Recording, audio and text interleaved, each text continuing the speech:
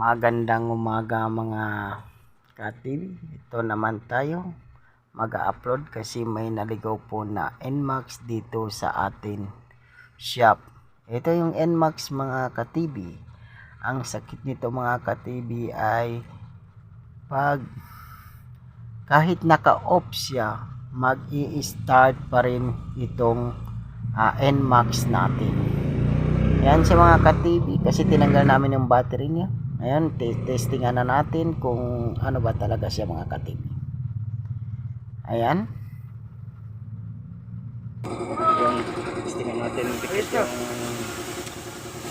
using gani. Testingan natin yung dikit yung wire.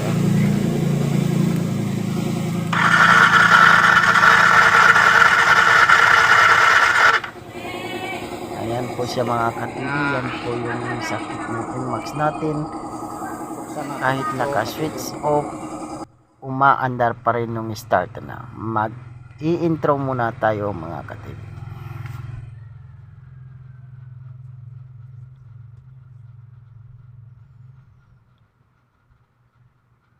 Ito na po yung NMAX natin. Binaklas ko na yung dito sa kilid niya.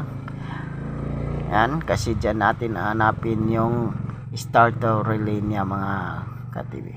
Ayan. Yan po yung starter relay ng NMAX natin.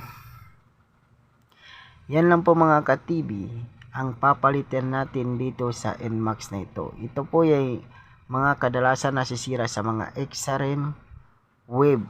Yan. Yan po yung parating nasisira pag kahit naka-off siya, umaandar pa rin yung starter natin. Yan lang po yung papalitan natin mga ka-TV. Yan, tapos ididikit muna natin yung wire niya sa battery kasi titignan natin kung gumagana pa rin yung dashboard niya. Ayun siya mga ka-TV. Ibig sabihin yun lang talaga ang sakit ng NMAX version 1 natin mga ka-TV. Ayan. Ilalagay muna natin yung bolt niya sa battery mga ka-TV. Yun. Yan na po yung wire na nalagay na natin sa battery. Tapos i-switch natin. Yan, gumagana talaga yung dashboard niya mga ka-TV.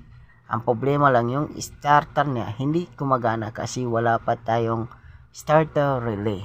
Papalitan natin yan ng pang XRM 110 or 125 starter relay. Yan. Yan na po yung ipapalit natin. Ordinary lang kasi wala po kaming nahanap na medyo mahal-mahal at original. Pero sabi ni boss, papalitan din daw niya ng orig. Hanap lang daw siya sa mga XRM 110. Yan po. Tapos ilalagay na natin mga ka-TV. Yan lang po yung sakit ng motor natin. Startek relay. Yun. Mahirap ilagay mga ka-TV. Yan.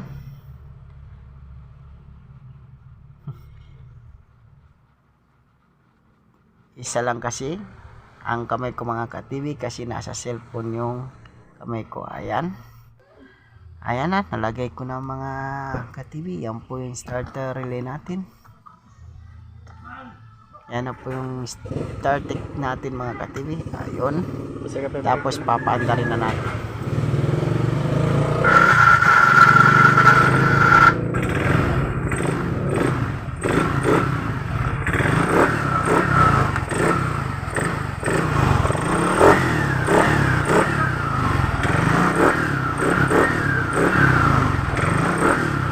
Ganun lang kasi mga ka-TV yung sakit ng NMAX natin. Ayan, off na natin. At dyan lang po mga ka-TV. Maraming salamat.